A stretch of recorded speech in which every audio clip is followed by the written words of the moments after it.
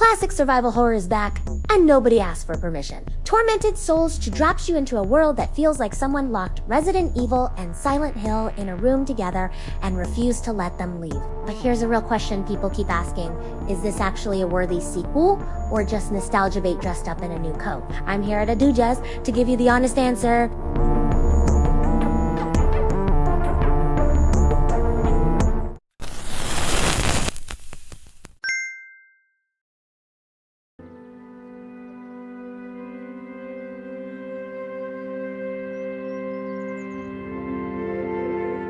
Tormented Souls 2 picks up the story of Caroline Walker as she's pulled back into a nightmare she thought was behind her. You're back inside a decaying mansion that exists across two planes of reality, the physical world and a corrupted nightmare dimension. No major spoilers here, but the story wastes no time throwing you into the deep end. It's dark, disturbing, and deeply weird in all the right ways.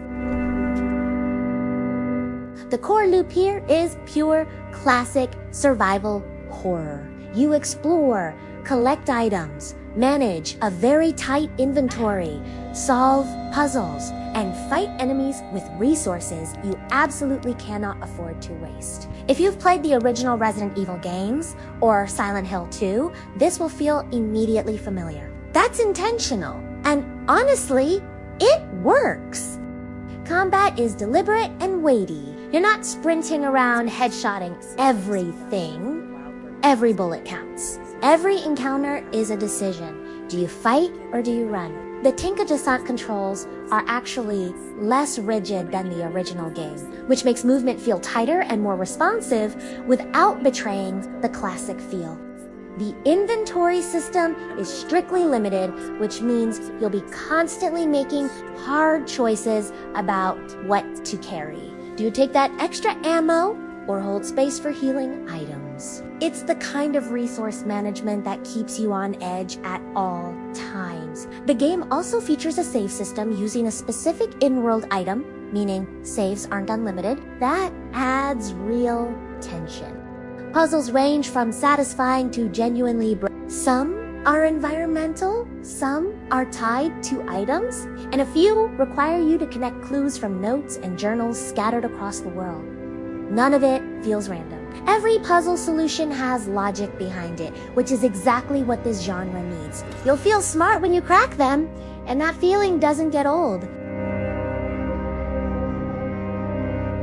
Let's talk about what separates Tormented Souls 2 from just being another retro-inspired clone. The parallel world mechanic is the game's biggest creative swing. At certain points, you can shift between the real world and a corrupted nightmare version of the same space. Paths blocked in reality might be open in the nightmare. Enemies that don't exist in one world are very much alive in the other.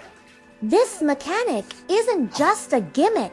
It completely changes how you read every room. You're always scanning your environment and thinking, what would this look like on the other side? It adds a layer of exploration and puzzle-solving depth that the first game didn't have. The Nightmare Dimension also has a completely different visual tone. More decayed, more grotesque, and significantly more terrifying. The atmosphere in this game is legitimately incredible. Fixed camera angles return, and they are used masterfully. The game frames shots like a horror film, hallways that seem endless, doorways you can't fully see around, shadows that suggest something is there before it ever shows itself. This is deliberate design. The camera is not a limitation. It's a weapon used against you. The enemy design deserves a full conversation on its own. These things are grotesque and creative in ways that feel genuinely original. Some enemies require specific approaches to deal with, and figuring that out the hard way, through failure, is part of the experience. Each new creature introduced feels like an event. The game respects your attention span enough to not overuse them. Sound design is doing a tremendous amount of heavy lifting here. Footsteps. Ambient groaning from the building itself. Distant sounds you can't immediately identify All of it layers into a constant low-level dread. Play this with headphones. Seriously, headphones. The Nightmare Dimension in particular has an audio texture that will genuinely make your skin crawl. This is how survival horror is supposed to feel.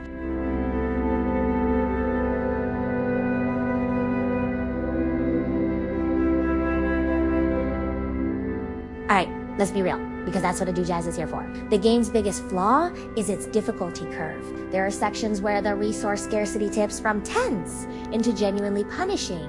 If you're new to classic survival horror and you've never rationed ammo before, some mid-game segments will feel less like challenge and more like a wall. The backtracking is also noticeable. The mansion loops back on itself frequently, and while that's true to the genre, some key item fetches feel padded. A few puzzle solutions also rely on environmental clues that are easy to miss if you weren't paying close attention 20 minutes earlier. Not game-breaking, but frustrating when it happens. On the technical side, PC players at launch reported some inconsistent frame pacing in larger, more complex rooms. Console performance was generally more stable, but neither version is completely clean. For a game this atmospheric, any technical hiccup is felt more than it would be elsewhere. Patches have addressed some of this, but check your platform's current state before purchasing.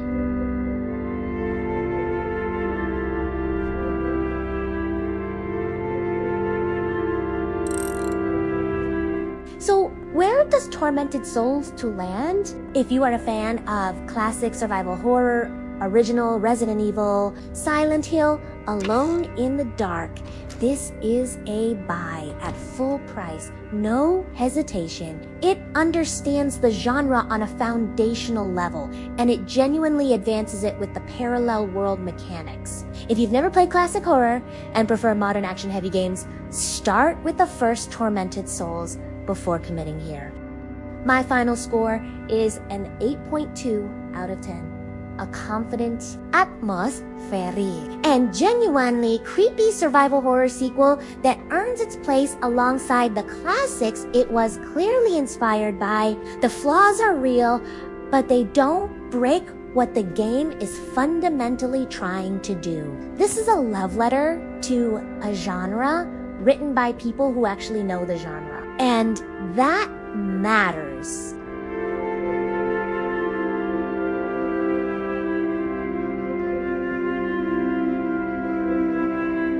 Here's what I want to know from you. The parallel world mechanic, did it genuinely add to the horror, or did you find it just added backtracking? Drop your honest take in the comments below. And if you want reviews like this one, no hype, no sponsored bias, just a real gamer talking straight.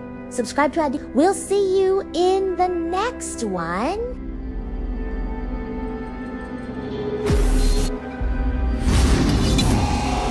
Can I just say how very happy I am to finally have you with us? Isabella has told us all about you, especially you, little one. Anna's been through a lot. We can help her with that. Soon, she will fear nothing.